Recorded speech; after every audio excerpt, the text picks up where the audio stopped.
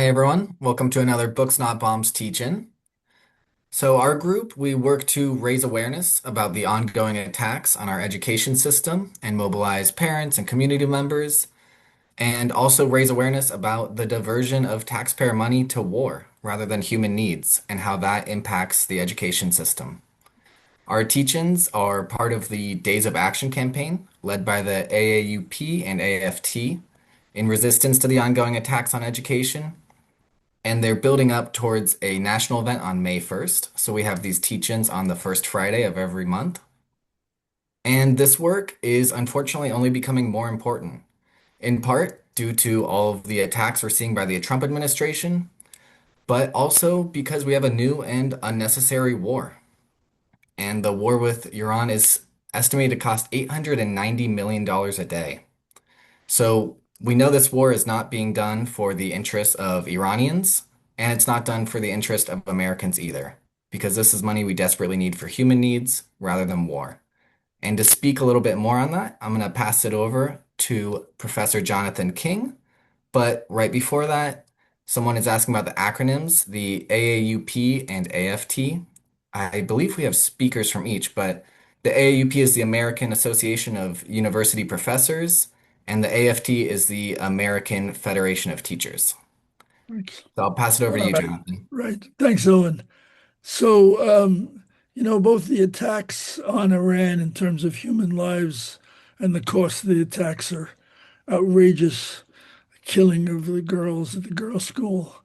But it's important for us to recognize that the domestic economy has been deeply militarized over the past decade. And I just want to show some of Debbie Weinstein's coalition on human needs slides that she presented at our January 31st Invest in Mines, Not Missiles conference, which brings this very, very clearly to the fore. So let me just oh go back. I'm just going to click on these. Yeah, so these are courtesy of Debbie Weinstein from the Coalition on Human Needs. Everybody on this call knows that the U.S. spends more on defense and more on war than the next nine countries combined. And that was before Iran and the enacting of what Trump called the Big Beautiful Bill that added $150 billion over the next 10 years. That was over and above the formal defense appropriation of 840 billion. Now, a lot of that is financed by increasing the national debt, but the other big source of money is cutting domestic spending, cutting civilian spending, which you hear much less about. So, in that budget, the spending increase for the military is 368 billion.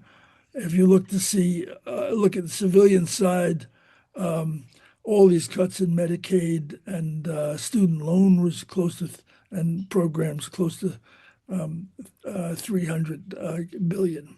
And as I said, we don't hear about that. That's the mechanisms of financing the military.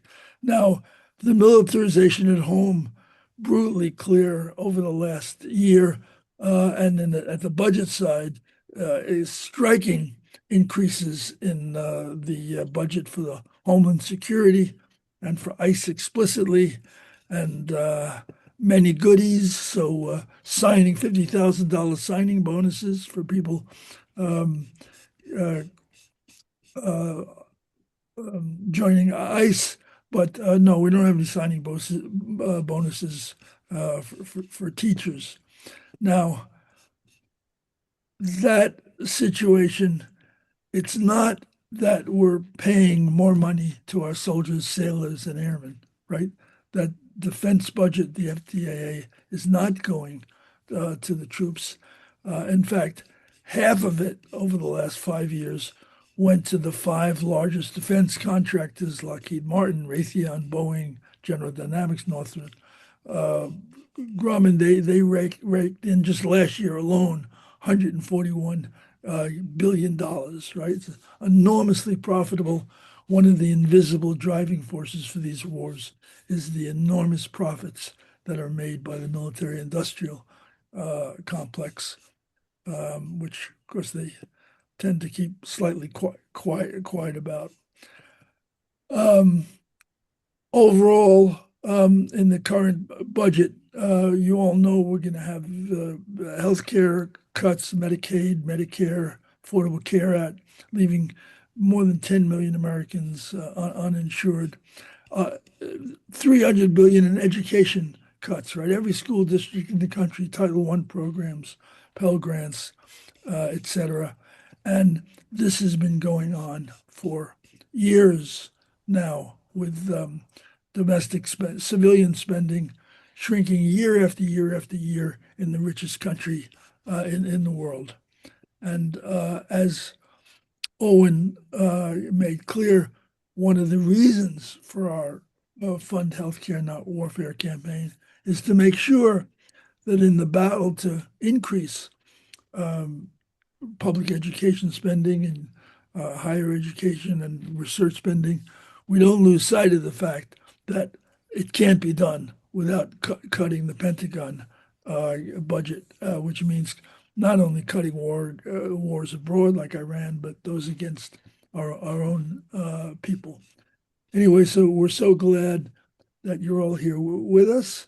The battles around public education and the university is very, very diverse fronts, and these teach-ins have been an effort to hear the different voices so people are aware of on how many different fronts we have to struggle.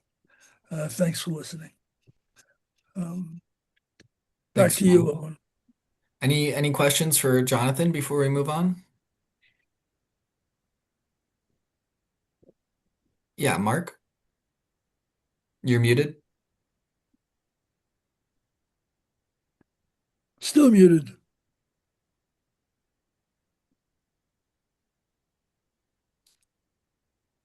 Oh, you were unmuted for a second, but you're muted again.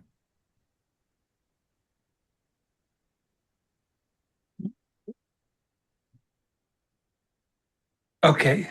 There we go. Now we th- can hear you. Okay.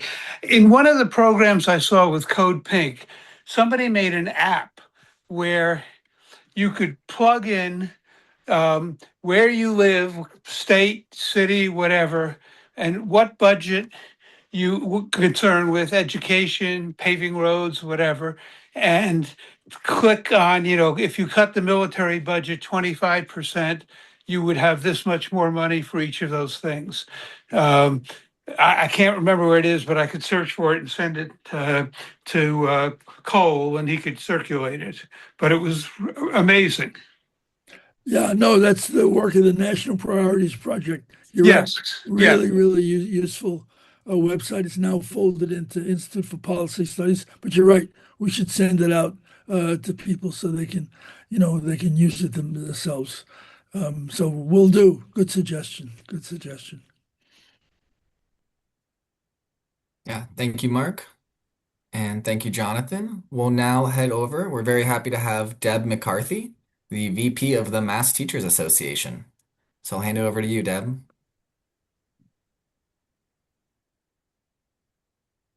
Why, thank you. An absolute honor to be here. My name is Deb McCarthy, and I am an educator. I am also a freedom dreamer, a truth teller, and a union labor activist who uses her power and privilege fighting for the world we all deserve. I entered today's space as someone who was 8 years old when my uncle was lost during the Vietnam War. As someone who believes with every fiber of her being that it is a crime against humanity to war.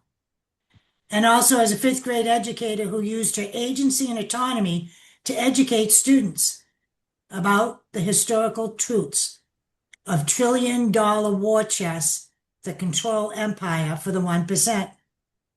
In my classroom every year, we read between 7 to 10 novels, and two of my favorites, Inside Out and Back Again, and The Long Walk to Water, not only taught to the standards, but they taught to the love of reading, to the love of learning, and taught truth to power against the agenda of the elites who other humanity for the profits of the war machine. The novel, Inside Out and Back Again, is an award-winning novel that tells a story of a 10-year-old girl fleeing her homeland during the fall of Saigon and her year of change, dreams, grief, and healing.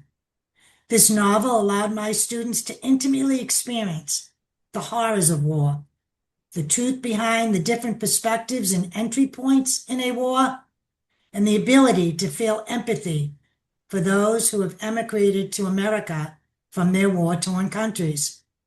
The other novel, A Long Walk to Water, is a compelling and inspiring novel that intertwines the true life struggles of two Sudanese children, Salva, a boy caught in the Sudanese Civil War in 1985, and Naya, a girl in 2008 who must walk hours daily to fetch water for her family's survival.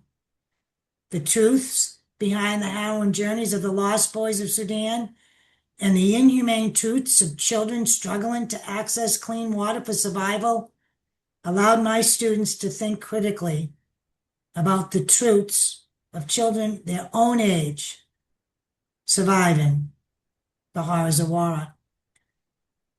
And these novels also taught the truth that can be honest and hopeful. They taught about the harm of othering that is done by the dominant narrative to justify war. And they taught my students the ability to imagine a world where we don't have $1 trillion war chest for the destruction of humanity, but rather we collectively demand the reallocation of these monies towards free higher ed, free healthcare, and housing justice for all. And I don't need to educate anybody on this webinar about the truths around profits over people, but I would like to educate some of you about the reading wars that are happening at this very moment in the State House. This legislation is about to remove all agency and autonomy from your elementary school teachers, as novels and read-alouds are being replaced with for-profit curriculum materials designed to standardize a dominant narrative while capitalizing from the profit when we commodify public education.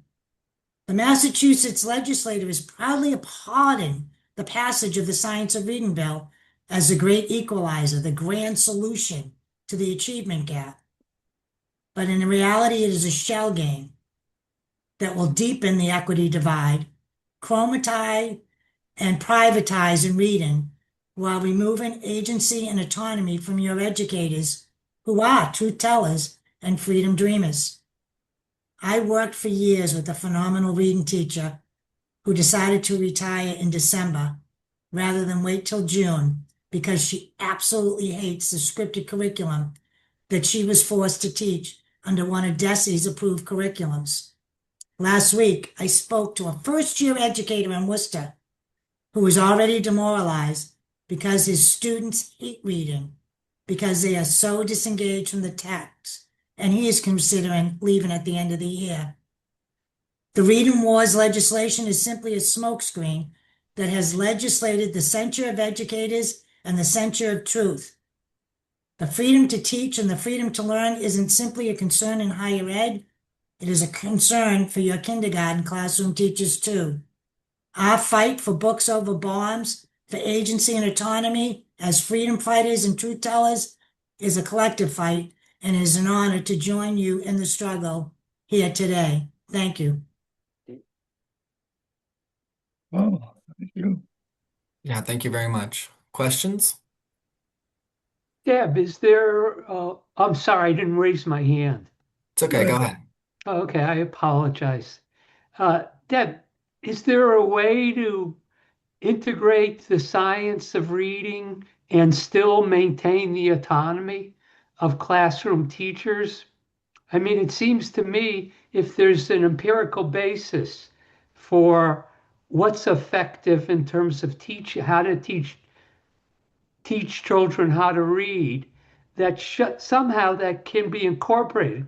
Just like if with physicians, there's an empirical basis to what they recommend we should do, but they still have their autonomy in decision making to know what's best for the individual client, patient too.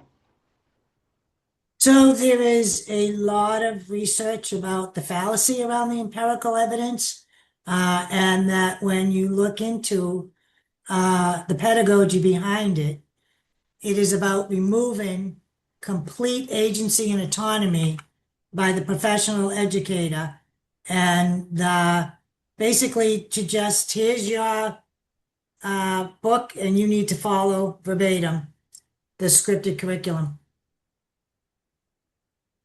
It sounds better than it actually is when they say science of reading. And they, in my opinion, as somebody who has an Orton Gillingham certification and intimately involved with dyslexic learners in my family, standardizing curriculum is not how we address the multiple and diverse needs of all learners in our classroom. Thank you. We'll now go to Mark. It wasn't clear to me from when you were talking. Is this legislation pending, or it's been passed already? Yeah, it's come out of both the House and the Senate with favorable recommendations, and there'll be a joint hearing, I think, in like 2 weeks. Okay, and who is being mobilized, and how are they being mobilized to oppose it? There has been a grassroots movement across this country, actually, from racial education justice educators in California and New York against this, but it's all tied into the privatization and the standardization and the commodification of public education for profit's sake. All right, and then I see one more question in the chat from Bonnie. Do you see this as a result of the SCCA in any way? I don't know what the acronym SSCA is standing for. South Shore Charter. Hi, it's Bonnie. I'm sorry, I don't know how to get myself onto the question thing. It's the Special Commission on Combating Anti-Semitism, which I just went to a thing at our library last night, and it feels like that's all part of their agenda as well, to curtail what is taught and define the curriculum. Yeah, so the real agenda is to put a Chromebook in front of children to deprofessionalize our agency, autonomy, and profession so that you can have 40 to 50 kids in a room. It's already happening. They took the monies from the fair share under what's called Literacy Launch, $10 million. It gets packaged and sold as this great intervention. But the truth is, we don't hire reading interventionists. We don't hire librarians. And instead, we put kids in front of a Chromebook where the person who is providing the intervention simply just needs to have a P.O. box as an address in the United States. And they are like widgets turning out the intervention like this every 15 minutes. And it's simply about what I call as the chromification of public education.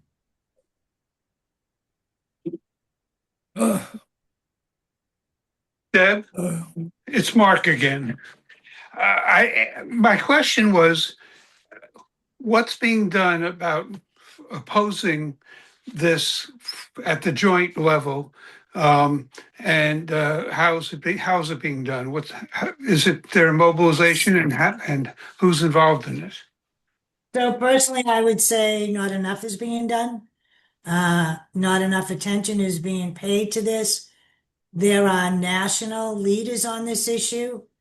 But however, those with the power in the House and in the Senate promoting this as a good deal for children when they absolutely do not understand what is going on behind it.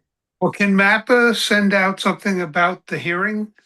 Is there going to be a I'll make hearing? sure you get the information. Thank you. You're welcome. We'll go to Jonathan and then Jackie, I and was then we'll just going move to on. say that we certainly should send out, a call to at least to this list of a few hundred people saying, call your, write your rep, write your senator, tell them vote no on this. So we will do that. We will. Thank you. And the last thing I'll Right. say on this issue, like the Massachusetts Teachers Association at their highest governing board annual meeting took a vote 4 years ago to resist any science of reading legislation. So we have taken a pretty strong stance against it. Well, hang in there, and we'll try to help you out to the extent that we can. And thank you so much for sharing bad news has to be shared. So thanks for sharing it. Absolutely. Jackie, you have the last question. Hi. I just wanted to say I've been working with a group of retired teachers here in Cambridge, and I'm a parent, not a teacher. But as far as I just want to say, as far as I understand it, this is about, as you say, removing agency and creativity and the connectivity with the student, from teachers. And it's also very rigid and prescriptive about what you're allowed to teach in helping a child learn to read. And of course they use phonics. They use all, tools at their disposal. But we have a number of elementary teachers in our group that everything they did with children in terms of tuning in and helping them learn to read would just be negated by this type of approach. And so there in addition to the Mass Teachers Association, there's all sorts of different groups here in Massachusetts that are and there was a really heartrending story by a first and second grade teacher in my children's school at Graham and Parks in Cambridge about you know how she had been able to tune into her students and work with them and help them overcome barriers, and that none of that would have been possible with this legislation. Yeah, the work from that Cambridge group has been exemplary, and there's a lot of information from that group that perhaps we can share with this group too. Thank you, Jackie. Thank you. Yeah, thank you very much, Deb. We'll now move on to Professor Lou Kruger. So over to you, Lou. Hi, everyone. I apologize, didn't unmute myself at first. I'm actually a former professor at Northeastern University. I've been retired for 5 years. But I did have many international students, and Jonathan asked me to talk a little bit about this, and I hope we could have a good discussion about it because I'm sure there are many issues that I'm not aware of that impact international students. So given the new political climate and the new policies coming out of the federal government, last fall, no surprise that there's been a sharp decline in international student enrollment in our universities. From the 800 plus colleges and universities that were surveyed, it seems to be about 17%. However, there is some good news that current students that had been already enrolled haven't seemed to be dropping out at a high rate. So that's the positive news. So what are some key issues currently impacting international students? And these probably won't surprise you. Visa and entry hurdles. 95% of the institutions surveyed cited visa delays and denials as major obstacles in getting students here. Sometimes students having months long or a year wait, unexpected denials. In some countries, no surprise here either, are being targeted by restrictive policies and aren't even being allowed to enter the country.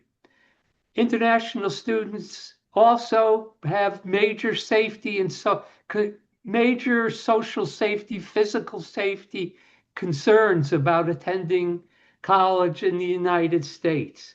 We're living in an environment where there's a lack of civility, a lack of tolerance for different viewpoints, people from different backgrounds. And so many international students don't want to come here because they're worried about they're not going to be welcome.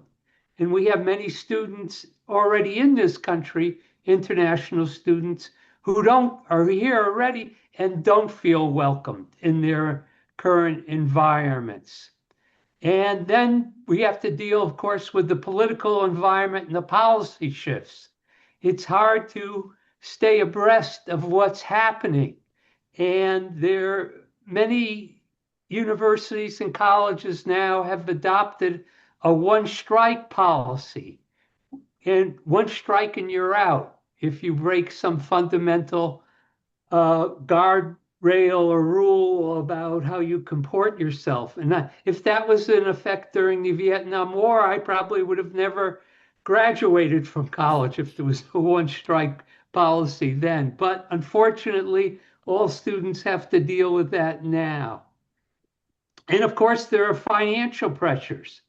There's limited funding. The government has cut back federal funding for students in college, and particularly being acutely international students are feeling this because universities, the federal government won't cover the tuition typically of international students. And now colleges and universities feeling financial strains are having difficulty coming up with the money to help support them. As you all know, research budgets have been cut back, which is also impacted the international students. And then there's the employment uncertainty when we have students graduating in the US if they want to stay here. And there's an optional program training that has been supported by universities and the government, but that's up in the air what's going to happen to that as well. And so the question then is, what can we do to help students feel a greater sense of safety here, feel a sense of that they're being supported? And one of the most important things I think universities and colleges can do is to be proactive and make sure there are legal services that they can connect the students to. They can provide direct communication about changes in policies. And also colleges and universities could have institute flexible policies of their own in terms of deferred admission, those kinds of things.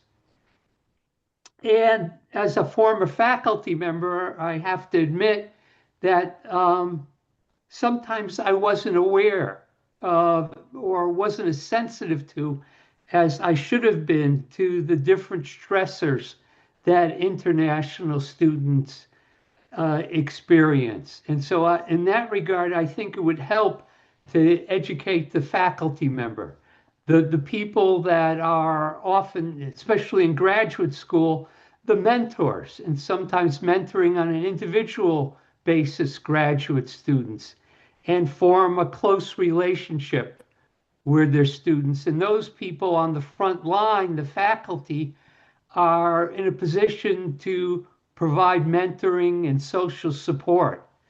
One thing that I was troubled by in my former institution is when they discontinued the mental health services on campus and decided to contract out. And there was much less outreach as a result of that within the institution about what the resources were if students were experiencing a great deal of stress. And it was more difficult for students, additional steps for students to get those kinds of mental health or social support services as a result of that. So I think that's been an unfortunate change, not only at my former institution, but many others. And staff should be informed at the university. We should have some that are trauma informed, how to provide help if there's unfortunate or violent circumstances back home for some of these students, or they're facing certain safety concerns in the US, that we have staff on hand that can provide them with support.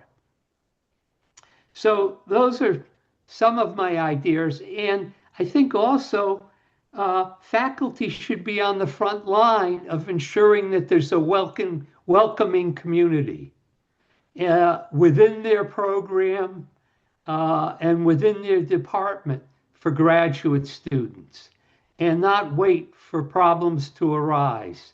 So, and have a proactive plan on how they're going to make them feel welcome and more integrated, not just academically, but socially.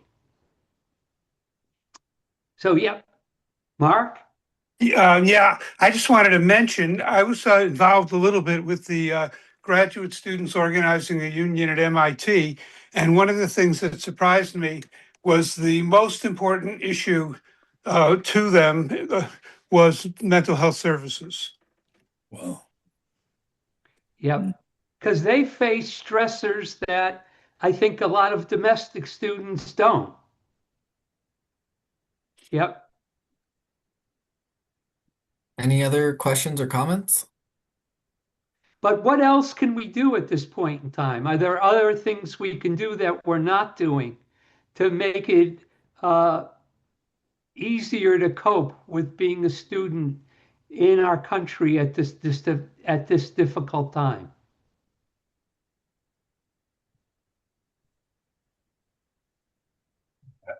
I don't know if anyone has their hands up, but Yeah, I'll just say it's not a solution, but I do think the case of Mahmoud Khalil, where ICE was allowed to enter campus housing, and then Romesa Ozturk really broke trust and instilled a lot of fear within international students on university campuses. So that's going to be difficult to overcome. is there something we can do about that kind of thing, Owen? let's hear from Haynes and Bethany and then come back to that, because those were two actual struggles, that give a material sense of the battlefields. Yeah, so there's a lot of awareness about what to do if ICE knocks at your door. And that should be university policy, that instruction about, explicit policy about admitting ICE officers into campus buildings, into residence halls. And people on the front desk should be very well made aware of that. It would also help, something that international students have called for is a single telephone number, a single place that they can call that's not the campus police, that's some independent faculty member who can be there anytime to field emergency calls and give advice and know what to do. That would be a big help to have a single target phone number that any international student, or for that matter, any of us, can call. That's an excellent point, Haynes. They would need training. Sure. Absolutely. Gary? Yeah, thanks. Yes, I'm at Tufts, and where Rumesa Ozturk was taken, she's back and has finished her thesis, as far as I know, because of judicial decisions that brought her back from Texas or Louisiana. And the university did provide some legal aid that helped. And since then, all the international students have been advised if you're getting, yeah, if you see yourself getting in trouble, call the university police. I don't know how efficient that is, but at least they're aware that there are things they can do under the circumstances. The separate issue of cuts in federal grants means that many universities are admitting fewer graduate students, especially international graduate students. And that's hard to see how we get around that without restoring those federal grants and lowering the overhead, which is another big problem. I mean, increasing, allowing higher overheads as we used to have with federal grants. That's been a big method for the government to cut funding. Yep. Yep. Good points. Thank you, Gary. And Lou, I don't know if you've had a chance to look at the chat, but No, I haven't. Bethany added in that ending agreements between the university and ICE, the 287G agreements, which enable campus police to collaborate with ICE, as well as helping students connect with immigration lawyers and organizations that can advocate for their rights and possibly fundraise. And then Judy also made a point about on an organizing level, alumni of specific universities should help organize campaign pressure, educate their university to have protective strategies in place, and for those universities, to create those. Any thoughts on that, Lou? Yeah, those are great. I really like those ideas. Organizing I hadn't thought about tapping into alumni, but that could be they could be a very good resource, particularly former international students that are now in this country might be an important source of support. Is there something we can do with these ideas to make sure we don't lose this valuable discussion? And we won't lose it. We're going to video it and send it to you and summarize. And then next month we'll see if we can get some more concrete paths of action. Really good ideas. Mark, do you have a new question? No, I just want to mention that Harvard has a very active alumni group, pressing the university not to accede to Trump's demands, which is not particularly around students, but around funding. But it's been very active and I think effective. Yep. All right. Well, thank you so much, Lou, for, providing and generating all of these ideas. We'll now go over to Professor Haynes Miller. Over to you, Haynes.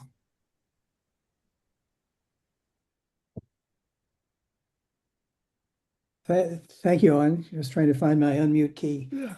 So thanks a lot for inviting this talk. My name is Haynes Miller. I'm an emeritus professor at MIT. I appreciate the opportunity to tell you a little about the suppression of political speech here at MIT. So the centerpiece is the following story. On October 8th, 2025, MIT computer science graduate student Prahlad Iyengar received a notice of disciplinary expulsion from the institute. His was the first case of expulsion from MIT for political speech since that of Michael Albert in 1970. It was followed by a notice from the MIT police that he would be arrested if found on campus. This may actually surprise you, since the fact is that demonstrations at MIT have been almost entirely peaceful and non-disruptive, and indeed few in number in 2025. But maybe not so surprising given the unprecedented severity of MIT's disciplinary actions against pro-Palestinian protesters over the past 2 years and more. For example, 23 students were slapped with interim suspensions following the destruction by the administration of the MIT encampment in May 2024. Interim suspension is a sanction imposed by the administration with no due process and no faculty oversight. It was created to deal with active shooters and rapists. Its imposition in 2024 was a shameful moment for MIT. In many cases, the sanction was lifted quite quickly when it was proven that the student involved was nowhere near the encampment. But in every case, it had serious and far from interim consequences. In Prahlad's case, for example, it meant loss of his NSF support and eviction from his housing on campus. But this isn't what Prahlad was expelled for last October. Like many institutions, over the summer of 2024, the administration rewrote the rulebook, greatly narrowing the scope of allowable political speech on campus. So the student protests that fall were innovative. For example, at the career fair in October, a banner slowly and magically slid above the Lockheed Martin stall with the inscription, "Lockheed kills children in Gaza." This is an engineering school, after all. Activists joined the lineup at the Lockheed Martin table and asked awkward questions, and eventually the Lockheed Martin reps packed up and left. Well, that received disciplinary action as well, but this also is not what led to Prahlad's expulsion. No, Prahlad was expelled from MIT for something that he wrote. Starting in February 2024, a collection of people affiliated with MIT in various ways began to write and publish a magazine called Written Revolution. Each issue was beautifully produced, contained thoughtful and informed essays and poetry and artwork. And Prahlad contributed an essay called On Pacifism to Volume 5 of Written Revolution. In it, he contemplated strategies of liberation movements around the world and through history, and critiqued a strategic and declared commitment to pacifism. The issue also contained the 2024 PFLP Land Day poster. This writing is what led the Committee on Discipline to expel Prahlad Iyengar from MIT. Within a few days of the issue appearing, Prahlad was banned from campus yet again, and Written Revolution was ordered to stop distributing Volume 5 on campus. It's important to say again that Written Revolution has no official connection with MIT. It's as if the Epoch Times was banned from campus and one of its contributors was arrested. This action was widely criticized at MIT by the MIT chapter of AAUP, for example, and nationally and indeed internationally. But the Committee on Discipline wasn't done. It wasn't until October 2025, almost a full year later, that the COD expelled Prahlad for having written this article, effectively wasting a year of this young man's academic career. The editors of Written Revolution have taken their site down for the moment, fearing harassment from the Trump administration. But I'll put a link to Volume 5 on the chat in a minute, and you can see this actually beautiful piece of writing. Stimulated by this egregious sanction and many other violations of precedent and rules, a faculty group is now calling for a review of the entire MIT disciplinary system in a letter to the MIT faculty newsletter, and I'll put a link to that in the chat as well. Incidentally, on Monday, this past Monday, a judge in New York vacated the sanctions imposed by Columbia University on students who'd converted Hamilton Hall to Hind Hall in April 2024. The judge called them arbitrary and capricious sanctions. And so perhaps an analogous lawsuit would prevail here.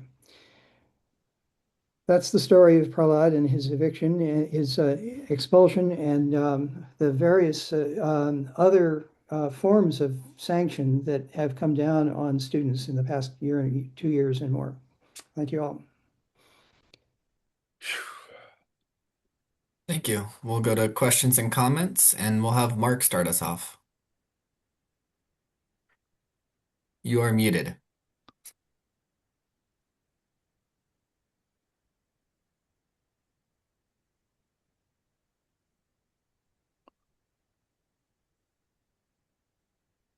I'm coming. We can hear you now.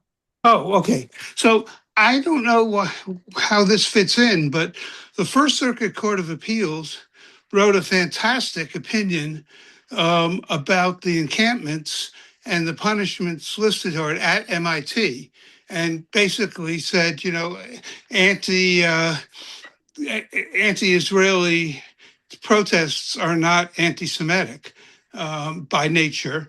They're a totally different thing, and vacated some form of discipline that went on at MIT. I'm not sure which specific persons, but it's a great opinion if you can Google it and read it. It is. It was a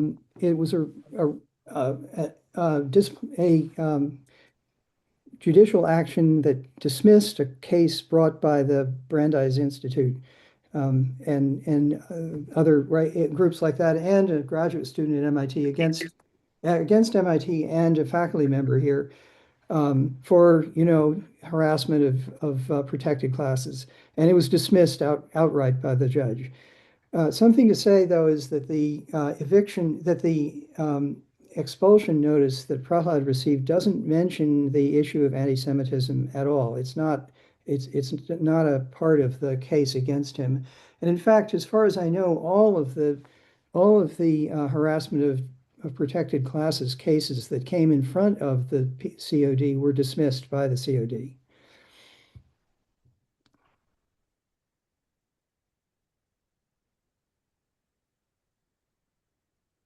Any other questions or comments for Haynes? Louis.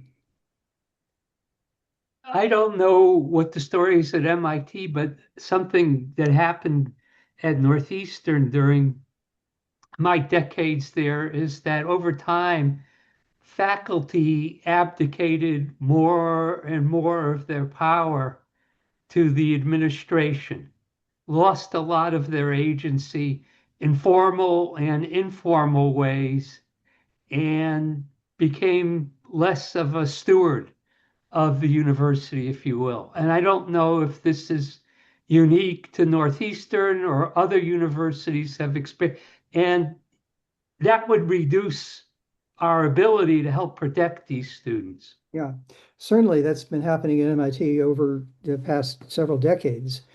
As I said, the administration in the summer of 2024, the administration rewrote a lot of the rules that govern speech on campus with no faculty input at all. So part of the letter that I put a link to on the chat is exactly an issue. It calls attention to an issue of faculty governance that.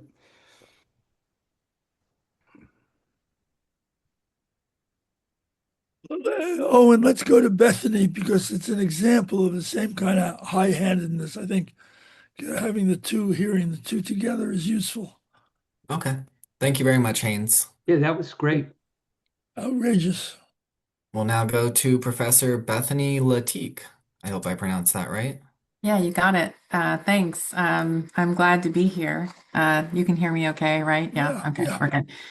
Thank you for having me today. I'm a professor of education and human development and co-founder of the Anti-Racist and Decolonizing Research Collaborative at George Mason University here in Fairfax, Virginia. For those of you who don't know, we are a public regional campus and largest in the Commonwealth of Virginia with over 40,000 students.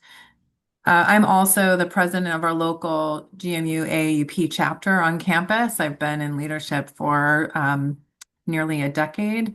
And I'm a proud leader of the AAUP AFT United Academics, Local 6741. And I'm happy to talk about that new body, that new local, if you're interested.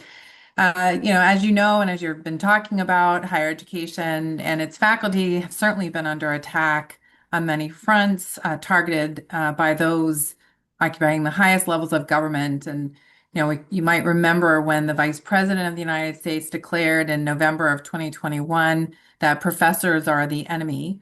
Many of our institutions have since been targeted by the Trumpian DOJ, who launched those bogus investigations across the country demanding payments like a mafia shakedown. Mason still has I believe it's 5 now unsettled investigations, including an investigation of our faculty senate for supporting our president while he was under investigation. A little unprecedented moment there for us. And I'm pleased that our institution decided has really decided to fight back instead of kissing the ring.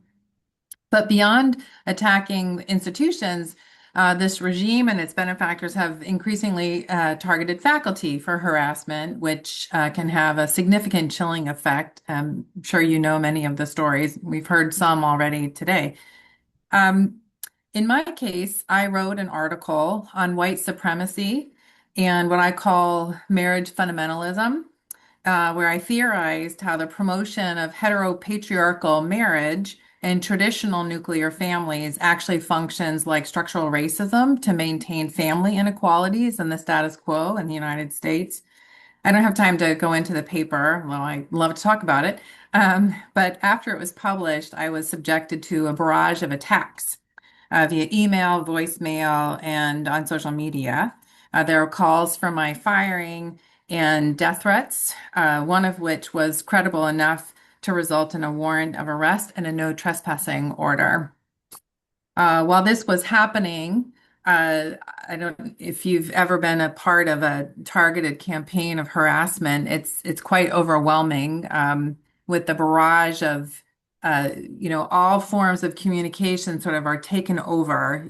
Your all social media accounts just get hammered with the grossest and most vile of comments and threats. So while this was happening, I was unsure of how to respond, but I did go to the police on campus and I filed for to make a claim and I asked for police protection while I was on campus, and they did offer to provide a police officer escort to be with me for roughly two weeks on campus while this was at its height of drama. I also had a local police officer stationed outside of my home for roughly that same amount of time because I was really afraid for my daughter and my family's safety. But I also worked with a crisis comms expert and a family member who's a lawyer to better understand how the university could and should be supporting me in real time. And I was so appreciative of those resources that I was able to access. I know not everybody has those resources. Based on their guidance, I asked for help in monitoring my social media accounts, and the university accorded, and the comms department daily gave me reports to better understand whether the barrage of hate, was increasing or decreasing, so I could sort of understand the arc of the targeted attack. I also asked the university to make a statement on my behalf in support of academic freedom. And they did make that statement, which I was very appreciative of. I also worked again with the University Police Department. The police installed a panic button in my office, and I was assigned an officer to walk with me on campus, but I was also assigned an officer to help me assess the threats as they were coming in, and I was getting pretty much daily threat assessment updates from the police. I, of course, did what I was supposed to do, trying to manage my digital security, trying to quickly sort of clean up my profile, make sure my address wasn't accessible online, or at least decrease the likelihood of someone finding that to dox me. But my colleagues and I, and my support system, we also started to interrogate who seemed to be behind these targeted attacks. And for years prior to the incident, I had been working with Isaac Kamola, who recently established the AAUP Center for the Defense of Academic Freedom, which provides a lot of resources for faculty who are experiencing targeted harassment. But I had been working with Isaac and many others interested in following the money, the dark money networks that were unduly influencing Mason and other institutions around the country. Mason, you may not know, is the largest university recipient of Charles Koch money in the world, and as an academic institution. And so I already knew about the landscape of undue donor influence and the incredible network that is behind much of these attacks. For years, we followed the money regarding the Heritage Foundation, author of Project 2025 and Project Esther, and a lot of marriage promotion stuff, by the way. And we also, we're tracking Chris Rufo's Manhattan Institutes, among others. And so while I was getting attacked, I started to build a timeline of my attack, to begin to understand how coordinated, in fact, it was. Within days of the College Fix, which is an alt-right bogus media outlet that targets faculty on campus, within days of the College Fix launching their hit piece that targeted my scholarship, there were op-eds dropping.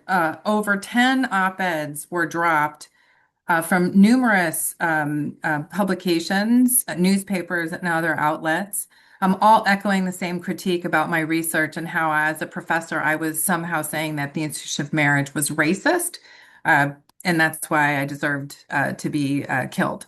I was quickly placed on the professor watch list, that TPUSA watch list, and I was featured on the Laura Ingraham show. Yay! I guess that's a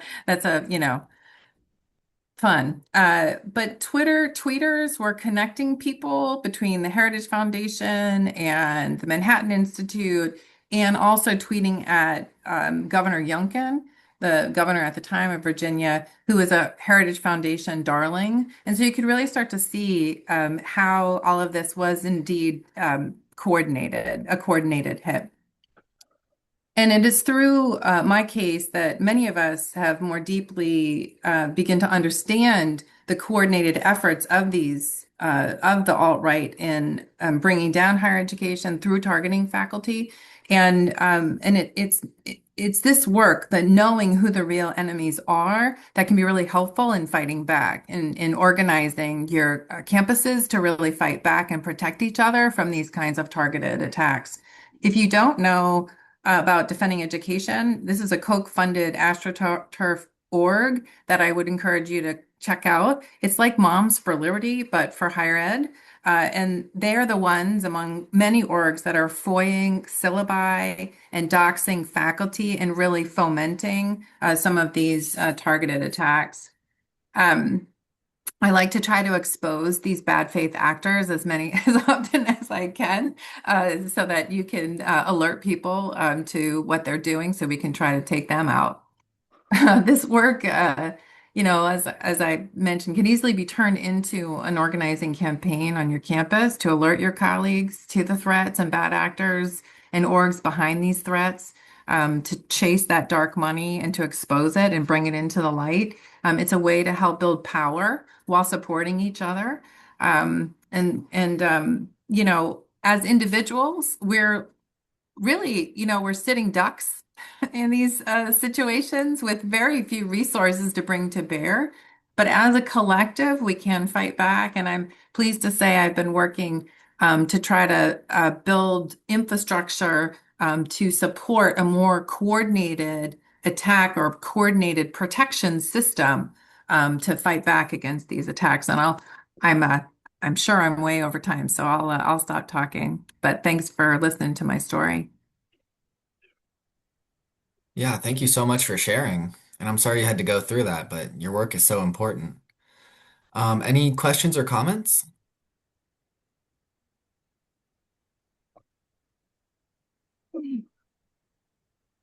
Yeah, Rosemary, you're muted. Bethany, thank you so much for sharing all that. You mentioned your paper. Is there any way those of us who are interested can access it? Yeah, I can put it in the chat really quick or send it to Owen or Jonathan. It's because if you Google me and the paper on white supremacy and marriage fundamentalism, you'll definitely also see all the all the folks who wrote against the paper. But yeah, I can send it. It's an open access link. Okay, great. Thank you. And thank you for writing it. Though if you knew then what you know now, I don't know if how that would work out. It sounds like a really terrible Well, experience. I've decided not to, I'm not self-censoring. In fact, I'm now guest editing the Journal of Family Theory and Review, and I'm curating a whole journal focused on theorizing families and the state. And I'm continuing to write on families and fascism and how families actually can be the birthplace of authoritarian thought and fascist adherence.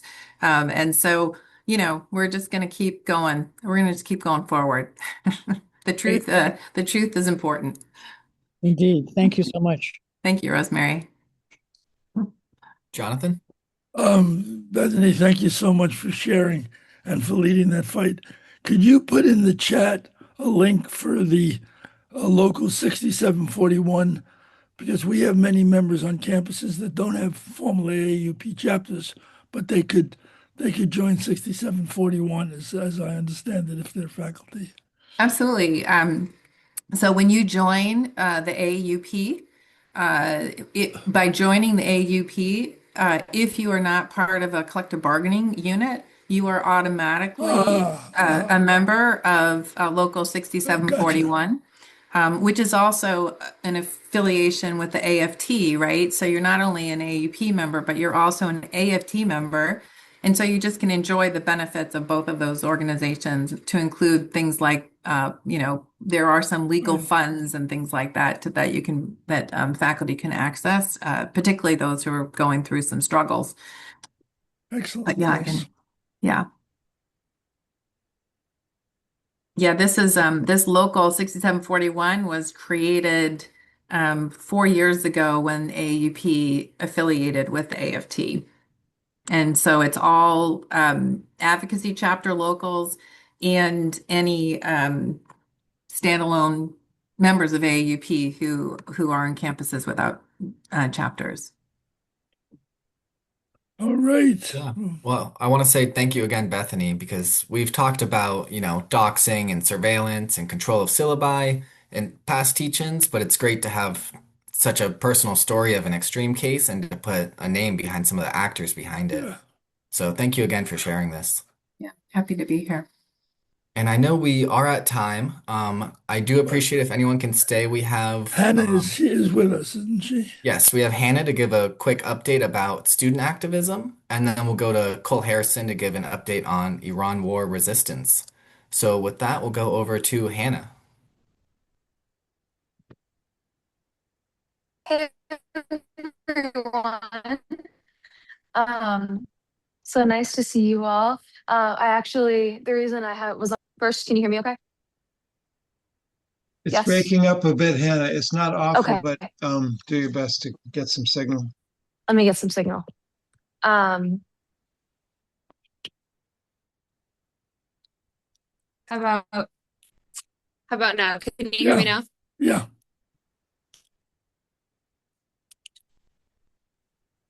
Yeah, go ahead. Okay.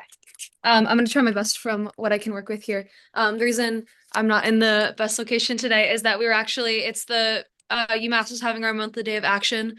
We were dropping over 200 letters to one of our vice chancellors, demanding for more democracy on our campus through the ballot measures that already exist in our government elections. And we're just of ones across the country and state and country that are taking action today.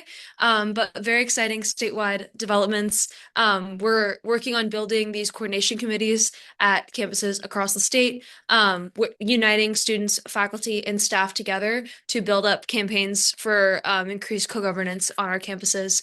And there's going to be a big summit on April 4th, just official, April 4th in Boston, where these coordination committees were doing targeted outreach specifically to build these committees at a goal of at least 15 campuses across the state, and they will attend this summit. And then coming out of that, we're going to be coaching and building to another summit in the fall, or building to the big May Day action, and then to more work in the fall. So a lot happening on the student front.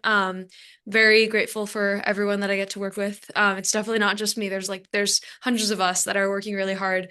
And so yeah, thank you all for giving us this moment to speak. But yeah, we're excited about where this is going. Thank you, Hannah. Always great to hear about questions or comments for her. Sounds exciting. See you April 4th. All right. Thanks again, Hannah. We'll now go to Cole Harrison from MAPPA.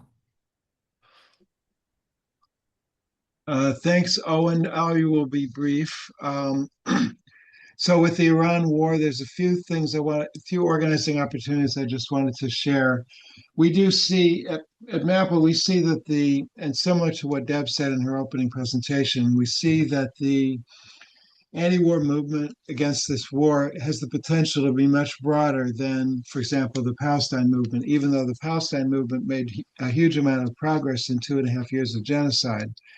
What we're dealing with now is something that can appeal to the American center, if you will. Can appeal to labor, electeds, the media, faith, and the like, community groups, because it's like it's a U.S. initiated conflict. U.S. troops are at risk. U.S. troops are taking casualties. The war, but they're spending $1 billion a day on this conflict. The economic impact on the budget, and of course the alternative between meeting people's needs as well as versus the military needs, as well as the economic impact of closing the straits and the gas prices going up and so on. So there are multiple issues, multiple dimensions of how the Iran war is a mass issue. And indeed, the polls show the Iran war is unpopular already before it started. And it's rare when a war starts and it isn't popular when it starts, but this one isn't, and it hasn't gained popularity after it started. The polls before the war started and after are similar. And so Trump's confusing rationale and so on and have not moved anybody. So in terms of organizing, we have a Palestine Genocide Conference tomorrow, which we have added Iran into that conference. And it's a in-person conference in Cambridge at the Cambridge Friends meeting. We have professors, journalists, and one journalist and organizers in the morning on a couple of panels to look into the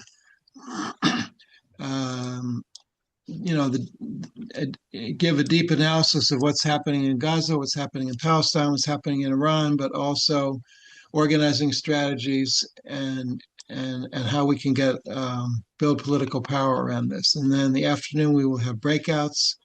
We have 2 breakout segments and a variety of topics, including the false anti-Semitism arguments that a couple of people were touching on today, and then the struggle over suppression of free speech about Palestine and Massachusetts, and then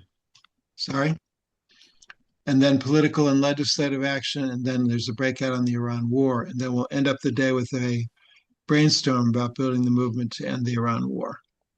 And then we'll also hold a follow-up meeting on organizing around the Iran war specifically. That will be an in-person, that's not being publicized. By the way, the Iran issue is a tense one. There are fanatical supporters of overthrowing the Islamic Republic among the Iranian American community. We actually held a teach-in about Iran on January 30th. We had intended to do it in person, and we had to move it online because we received death threats. The speakers received death threats, and we received an enormous amount of bots and spam mail, a little bit like the professor was describing. I'm sorry, I've forgotten her name. Bethany, forgotten her name already. But anyway, so we're not openly publicizing this meeting, but it will be next Wednesday, 6:30 p.m. at the church where MAPPA's office is located, which is St. James Episcopal Church in North Cambridge, 1991 Mass Ave.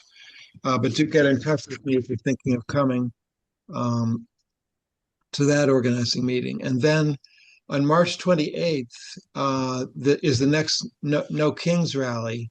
which I think there's already, I don't know, 40, 50 rallies scheduled in Massachusetts alone, hundreds nationwide. So this will be a very wide anti-Trump mobilization, and it will include the Iran war among its list of grievances that it's bringing up with Trump. And that's not to be taken for granted, because previous no kings, at least at a national level, have been quite uneven in how much they brought up Palestine, for example. Whereas with Iran, they brought it up right away. So that's an indication of how we can make more political alliances around a regime change war initiated by the U.S. like this one, even than we were able to do with our successful organizing around Palestine. So that's what I got. All right. Thank you. So everybody, Quaker Meeting House tomorrow, walking distance from Harvard Square. And if you can't physically get there, you'll get a summary in the following day or two. Open and read it. And of course, we'll send out some information from here. We'll have another such event a month from now, Friday, April 3rd. You'll hear from us. And at that, I want to thank all the speakers for taking time out on a Friday. Can I ask a question of Cole? Sorry. Sure. Actually, Yeah, two questions. Do we have time for that? Yeah, I do have to run pretty soon, but we can take a little time. Yeah. Cole, I take to heart what you said about the demographics of who's going to be against the war, but the strange thing for me was the demonstration that was held against the war in Iran actually seemed to bring out more youth than all the other causes. I assume you were there, and it was. Yeah. So I thought that was odd.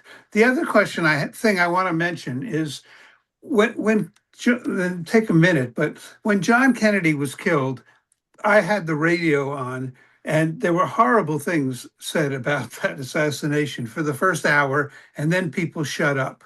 And when Iran was raided, Rachel Maddow did this amazing piece.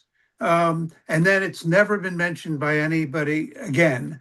But she basically said the beneficiaries of this war are 3 of the countries in the Middle East, each one of which has given hundreds of millions of dollars to Jared and Trump. And I thought nobody's talking about that, but it's worth talking about. And I suggest people, search for that piece she did, because it was really, really good and never mentioned again. Great. Thanks, Mark. Haynes? If I could just add to that, Cole, you characterized this as an American war several times. It's an Israeli war. Marco Rubio had said it explicitly that the Israelis are going to war, and we would be remiss in not joining them. It's an Israeli war with American support. And it would be a shame not to make that part of the work that you do, of the activism that you do. It's an important part of the story, and it would be a loss if Israeli leadership there isn't highlighted. It's an Israeli-U.S. war or U.S.-Israeli war. There's a debate in the community about how to characterize it, but for the broadest appeal, I think it's important to bring home the message that the United States launched this war. That's my take, but I hear you. Thanks. Okay, are we done? All right, on that note, let's good luck, everybody. And thank you, everyone. Thank you. Thank you.